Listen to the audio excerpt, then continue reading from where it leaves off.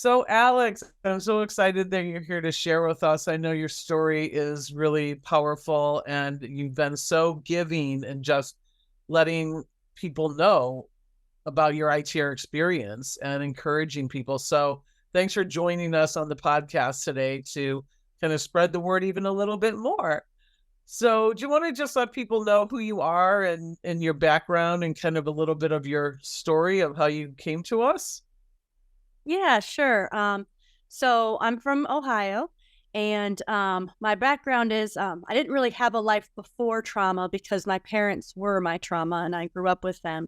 The trauma that I had growing up really affected every part of my life. And as I became an adult, I started to really struggle with trying to figure out, how to deal with things, and the list of things that I was avoiding was getting bigger and bigger. I've been in therapy for a very long time, since middle school. When my parents got divorced, there was a lot of drama around that. And the courts were like, these kids need to be in therapy. So since then, I've gone to different therapy and different therapy modalities.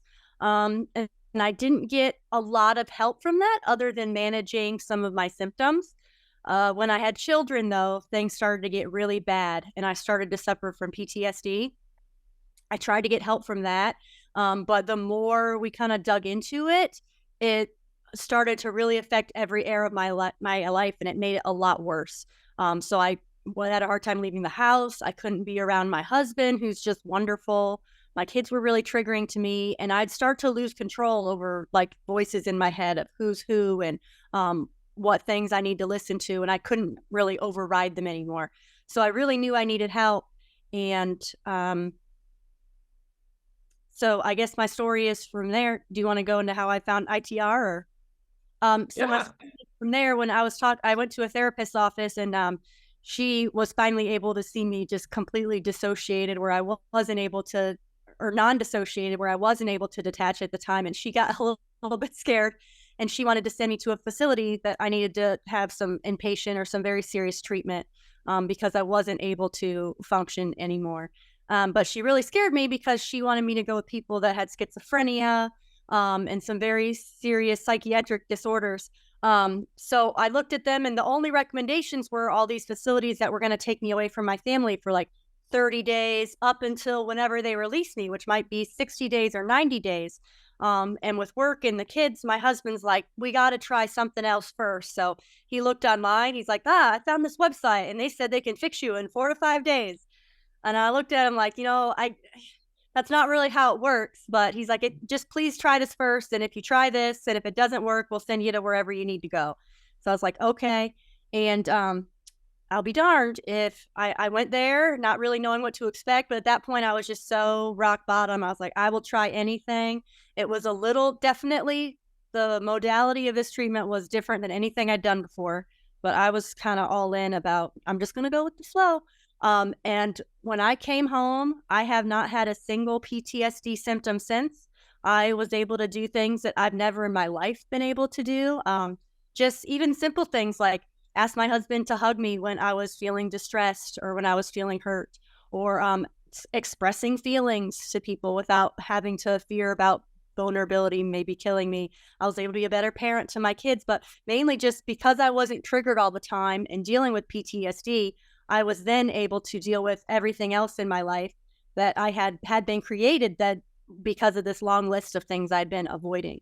So that's kind of how really my healing journey, I would like to say, didn't even really start until after I came back from ITR and I was able to be in a mindset where I could deal with some of the issues I was going through and developed. So you did an intensive, right? So you want to describe that a little bit to people because I don't think, they're so used to the 50-minute session. If they're lucky, they get 50 minutes. Now it's like 45 minutes even. But a 50-minute session once a week for years on end compared to, that intensive amount of time. You want to talk a little bit about that?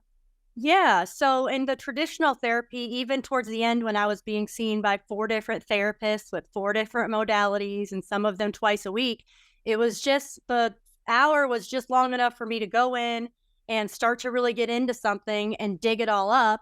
And then I'd be left to kind of deal with that on my own going home.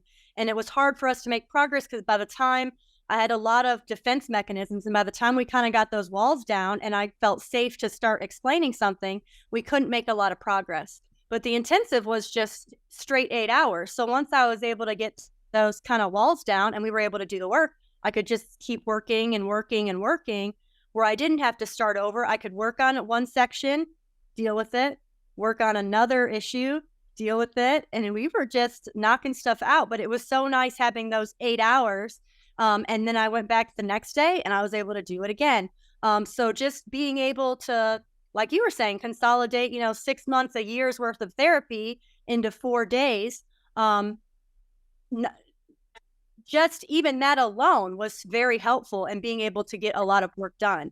But I think the particular modality and the way that they did it was very helpful for my situation in dealing with trauma. But the combination was just really powerful and very helpful, and honestly allowed me to live my life and go back to my family without, 90 days for anyone to go into treatment at 30 is going to cause severe problems. Already the problems you're probably having from, needing to go to a treatment facility.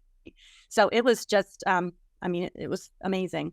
I'd never heard of it either. I've never heard of any other place offering intensive where you can go for like multiple hours and multiple sessions like that at a time and being able to get that level of care and help. I think some people fear it and they think, oh my gosh, how could I possibly, go into an intensive? So, did you relive anything or I think that's one of the biggest fears. I don't know, how was it in that way for you? Yeah, I think the best part about it was actually the least distressing therapy I've ever had. Because, for example, I'd even done something similar with IFS, which is internal family systems, and we would try to talk about some issues. And as soon as I'm like, no, what I'm seeing is an electric field, and if I touch it, I physically felt like I was being electrocuted. So it was very difficult for me to approach some of these subjects that my body and my brain just didn't really want to go into.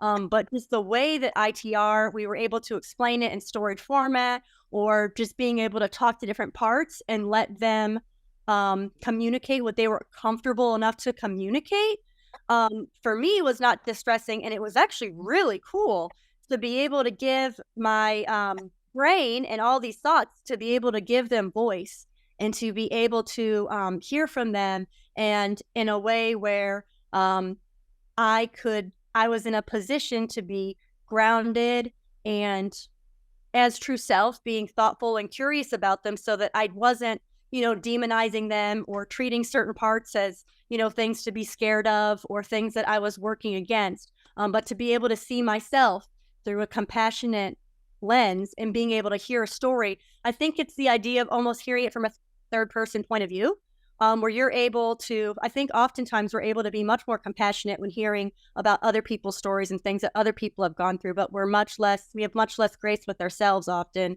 and we're much more critical of ourselves. So I think the third person also helped to make it a much less distressing situation for me. I didn't have to relive anything because it felt like a story that I was watching more than something I was actually experiencing. Yeah, like getting it out of your head instead of always in your head. I think that's what I hear a lot from people is that, and from clinicians as well, is that you can get it out. And when you come back, even if they do it in hourly, a person can come back and see where they were. Like it's not all in their head, it's like on paper or like on the app or however they're doing it. And so they can pick it up like right away and, keep working on it. So it's not just like, flooding, I guess is what I hear from a lot of people. I think having that, being able to engage that logical part of your brain with something you can tangibly hold and see and deal with keeps you from getting in that emotional scared state where your body's responding in ways where your brain maybe not be making those choices even. Your body's just, wanting to react or close off. But when you're holding it and you can able to think it through, it's just a different body, and my body just had a very different response to it. So what were some of the symptoms you were experiencing before you went in, and then how did that change when you finished? Yeah, so I had several things that I was having difficulty with. But one of the biggest things I was having difficulty with, I started to get scared of all men, which I found out through this training, stemmed from some childhood abuse from my father when I was younger. But I wasn't aware of it because I didn't remember it. And the idea had been presented actually from like therapists, like, hey, are you sure nothing happened? Like, I would have remembered if something happened. I didn't put much credence to the idea that you couldn't, like, your brain could actually block out memories. But because I didn't have memories of anything, I think that was the saddest part for me, because I just thought I was crazy because I'm having like a visceral response. And now the terminology I think is maybe like emotional flashbacks. But I'm having this visceral emotional response that doesn't make sense for the situation I'm in. So my husband would say hello and he'd go to hug me, and I felt like very uncomfortable, like I was a child, like he didn't belong to me, that me holding him back would be like inappropriate, fear involved. When he would try to hold my hand, I would get really scared, as if it was like a violent attack that he was doing, or even other people. When I get touched by men, I felt like it was like you put my hand in like I don't know, a pit of snakes or something. It was extremely uncomfortable. So that would be a problem, if you're trying to have a marriage and that gets worse and worse and worse, and you're unable to be vulnerable and you're unable to connect with your partner. That's difficult. And I was unable to have, so that was a PTSD, bringing back emotional memories at times that didn't really seem appropriate. But also I didn't have the ability to be vulnerable, and being in positions where I felt like I was having emotions or being vulnerable in some way, like my body would let me do it. And I remember one of my therapists, her assignment for me for the week, she said, well, I want you to go home and I want you to ask one of your children or even your husband, someone, I want you to ask them for a hug. Not telling them to do it, but like ask them, like, mommy had a hard day. Can I have a hug? And I tried for 2 weeks, and I'd walk around and I just couldn't get the words out. So to be in such fear or such avoidance that you can't even have the vulnerability to ask for anything that you need, that was something that would just cause me so much fear that I wasn't able to deal with that. And when I came home, it was like an immediate release that it just seemed ridiculous. I wasn't able to do that in the first place. It just wasn't even something that had to be thought of or considered. It's just kind of normal life right now. When people talk about that they don't remember something, and therapists always want to be really careful that they're not like implanting a memory. And I think one of the cool things about ITR is that we do narrative truth. Like, historical truth is not even something, I mean, people might have history, to mix in there, but narrative truth is narrative and nonverbal truth of what the body feels. And that, you want to explain, like, how could you do a story that you didn't remember? Yeah, that was I think it was the craziest, but also coolest part because of how much release and freedom it's brought to my life. But how it worked for me is actually I started with, in the ITR, we started with the birth story. So we were talking about the story of our birth. I went through the graphic narrative, and we talked about true self, and I started to engage some of the parts. And in the middle of trying to have a conversation, this little 3-year-old girl just walks over and sits in my lap and is like, I would like to tell you something. And, so I tell my therapist, like, well, and for me, the experience was very visual, and I know not everybody has that experience, but for me, I'm like, well, there's a little kid that wants to tell me something. She's like, well, that's what your brain wants to talk to you about. And she was telling me this story, which was very difficult to hear because it's something that I don't remember it. 2, it wasn't something that I would ever consider to be even like a realistic option. Like, that couldn't have happened. It's not real. So it was just it was so strange. I'm like, I don't know where this is coming from. My brain is making this up. But my therapist was so patient with me. And she just kind of looked at me and was like, we'll just take our time and deal with it. But she described what you said, where this does not have to be historical truth. So this doesn't mean that this is exactly what your dad did. It doesn't account for intent. It doesn't account for anything. It just means that at some point 3-year-old Alex was scared. And she felt like something bothered her to the point where it was like distressing for her. And it could have been, and we talked about different options. It could have been this, it could have been that, could have been a different person, but your body was scared at the time as a 3-year-old, not able to interpret or know all the other different factors, was scared in a way that this was the effect, and that it doesn't really matter if it's true or not. And then we were able to talk to that 3-year-old and listen to her story and give her freedom and release the protectors, which I know for someone that hasn't done ITR might sound like some really interesting vocabulary. But because we were able to also deal with that trauma in the same session, by having the amount of time to be able to deal with that, then you would think like, okay, great. Now you have a new problem, and you come home and you're potentially going to accuse your dad of doing something or trying to look up what family member was around. And it wasn't like that, because I was able to leave and the issue was resolved, and I wasn't still going through it. I'm not 3 anymore. And there wasn't any part of me that was still attached to like, oh, I have to fix this situation or find justice for this. It was just done and released. So I didn't feel any kind of like, you would think there'd be a response, but there wasn't any kind of like response or anger, because again, like it was able to be dealt with in the same session that it was brought up in, which I think is just super cool and very unique from the situation, from the other, some of the other stories that I've heard and people struggling and dealing with that and the repercussions. Yeah, we tell people all the time, like, these graphic narratives are not for a court of law. They're for you. And they're to get everything out, like third person observer. And how do you think 3-year-old Alex felt in this? Or how do you think 3-year-old Alex looked, when something happened to her and it startled her? And so there is a way to really do a lot of stories in that kind of generic way of just following the ITR: startle, thwarted, fight, flight, freeze, altered state, automatic obedience, body sensations mixed in there, and then the self-repair. It's really interesting. Did you recognize something that you would do for self-repair? No, for me, I slept. That's my major coping mechanism. I just go to sleep, and then maybe when I wake up, I won't have to deal with it anymore. Or because I was dealing in my life with a lot of triggers, and one thing would trigger another thing, and there was multiple traumas coming from multiple places.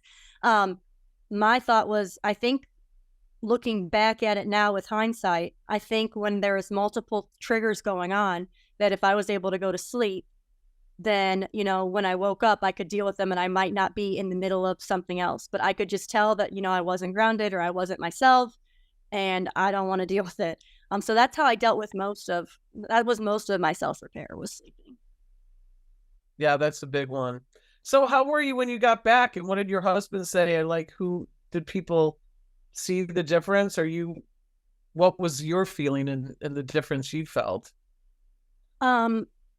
So at first, I will say, to be honest, I came back and it was wonderful for me. I actually cried like the whole way home. I had this, it helped me religiously in my walk. I'm a Christian, and just being able to have a relationship with Jesus, it changed my relationship with Jesus and how I viewed God, and how I was able to accept that affection from the Lord, or just being able to see myself as someone of value, or someone that was able to accept love, was awesome. So I can't say anything about that, because that was probably the biggest change. But when I got home with my husband, it was great, because we were able to talk about things. Just to be honest, I was able to have sex without crying, which was great. I was able to connect with him and have open, honest conversations with him. But it did cause, I would say, the next 3 months, my husband was very confused, because he's like, how do you get better and we get so much worse? And that is because for us, that's why I say that's when the real healing started, because for the first time, I was able to have opinions and feelings about things, and I was able to share them. So I'm like, no. So for the longest time, I just been like, yep, whatever you want to do. And I never really shared or how I thought about anything. So now suddenly Alex has opinions about things. And because I've never had to express opinions and I used to avoid conflict, I don't know how to deal with conflict very well. So it's honestly a brand new skill I've had to learn, and making a choice like, you know what, I'm going to, instead of just like, brushing this situation off. I'm going to confront the situation. No, Jake, that really hurts my feelings when you say that. I'm not going to let you talk to me like that. And trying to, or at first, how dare you? What's wrong with you? You know, like, but anyway, so I had to learn a new set of skills. So we are so much better now than we've ever been. But for a while when I came back, it actually got really difficult, because then I had learning to express yourself did cause a lot of conflict. But it gave me the opportunity to learn and grow from them. So that's been a wonderful thing that I would never have been able to progress there if I was still detached with the trauma. You know, that's a really important thing for loved ones to recognize that. And we have to say this to parents a lot when kids go through the treatment, because you're not going to have the same kid, right? And so you're going to have to change your parenting and how you deal with that child now, because it's not going to be the same, you know. So we really like to also treat, you know, significant others or parents so that they get to like connect also to their parts and see, you know, their history and like where they might be coming from, so they, you know, so that you can do that dance, you know, together with parts, because that's basically, you know, his parts were still the same and probably not recognized when you came back, and all of a sudden now, you know, that reaction. So that's a really good point. And a lot of times people, you know, we recommend that they do, you know, continue some work, especially around parts and stuff like that, and to do externalized dialogues and to keep working on that. And some people need body work, you know, like it really helps them to go and get different things released in their body that have just been holding, you know, all this trauma for all those years and stuff. So it's good to recognize that there are some things that people still are going to need to work on. Just because you finished your timeline, you know, there's still residuals from that. So thanks for bringing that up. That's powerful. So what would you say to therapists to encourage them to study so they can help their clients? Um, I think the biggest encouragement is just that from trying so many different modalities of therapy, like cognitive behavioral therapy, or what's the one where you're supposed to like face your fears and you're supposed to, do you know the name of that? Of like the gradual. Prolonged exposure. Yes, Prolonged exposure. and EMDR and IFS. And from now talking to people about, hey, I've had this experience, this is what I've gone through, and hearing other people's different stories and hearing what worked for them and what helped from them. And I've heard so many different stories. So that really makes me feel like, okay, if, you know, as a helper or as somebody that does therapy, to learn as many different modalities as possible, because you never know which one's going to work with the person that you have. And you don't know until you get into it, you know, what might resonate with them, what might help them. But different things work for other people. It didn't work for me. This worked for me. It may, you know, some other people may have some different protectors, something where it might not be as helpful for them, or may not be a first line. But just having more tools in your tool belt would be amazing. And especially for, there are some things, one of the reasons that I was like, I don't know if I'm jumping ahead of you, forgive me if I'm doing something, but I was like, I have to take a training and learn how to do this to help people, or to help the clinicians in the area. And I've been trying to get the word out about ITR and how much it helped me, because I'd never heard of it and it was never really an option presented. But also sometimes I'll hear stories. I'm like, oh, that'd be so perfect. Do you know how quickly we could fix this with ITR? This would be such a perfect case study, or such a perfect example of something that would go so well. But they don't have anywhere to get that treatment, or maybe they don't need the whole, you know, a whole 4-day intensive to deal with something like really specific. So again, just more tools in the tool belt. Even if they don't have a clinician, might not have time, or might not feel like, hey, that might not work for me in my particular setting because of, you know, whatever reasons that they have, to be able to refer them to someone when they recognize, you know what, this person's not responding to the treatment that I've been with them for a year and they're distressed. So maybe I could refer them here and this might be helpful to them. And just knowing what situations might be appropriate and what other programs are out there if they've tried different things that have not been worked for them. Because at the end of the day, I can't imagine any clinician would go into the job not wanting someone to get, you know, the whole idea is to get someone relief and somebody help. So just having more options and the resources helpful. Yeah, we say that a lot. Like the goal of therapy is to graduate at some point, Yeah. not to be in it for the rest of your life, which is Yeah. kind of a paradigm shift to a lot of clinicians and clients. So, yeah, you took the Accelerated Traumatology 101 course. And what would you say to other parents or, um, clergy, people working in churches or school counselors or, educators? What would you say to them about the 101 course? How was that for you? I loved it. I particularly like that the training had, we were sent like a packet that had a workbook in it, and it had these little cards, some grounding materials. But being able to take a class online that was interactive where I could actually talk to people. I thought it was, honestly, when I looked at it, I just assumed, I've taken a lot of different classes. Yeah, I'm a dietitian. I'm not a therapist by trade. But I've taken a lot of classes and a lot of continuing education. And most of it's like, hey, you just watch this pre-recorded webinar. But being able to interact with it, to ask questions, to clarify things that might be confusing to me, to be able to have something where it's already written down, I can take notes to refer back to it. Knowing who to contact if something comes up and I'm like, oh, you know what, I'm stuck here, or I need more information about that. And just having like the cards, the physical cards to write down are very helpful when you're applying that, when you're doing a graphic narrative with someone or talking about the different stages, to be able to show them with a picture is so much easier than trying to, explain, well, this is what we're going to do, with a lot of vocabulary and terminology that lay people are not familiar with. So having that toolkit was super helpful. And just, again, the interactiveness of the training was unexpected, but it was a wonderful addition. I think it really was helpful. Oh, good. So you would recommend that to anyone, to parents and anyone Yeah, working with? everybody can learn from it. It's nice that it's a tool that everybody can apply in some way. We might not be, taking someone off the street and saying like, let me fix all your problems, come to my house for, if we're not trained to do things like that.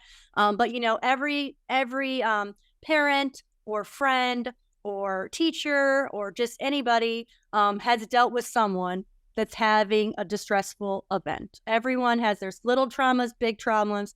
Everybody's been through distressing events. And just having something that you can do about it, having vocabulary to be able to talk about it, knowing how to like ground somebody you're around, friends, family, just being able to recognize that in any kind of different social situations, church, just having that information and knowing where to send people or where they might be, even just if you just want to understand trauma better, if you have a family member that's going through something.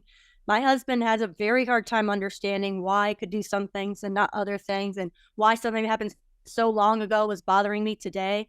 But just being able to understand what other people are going through is very helpful to love them well.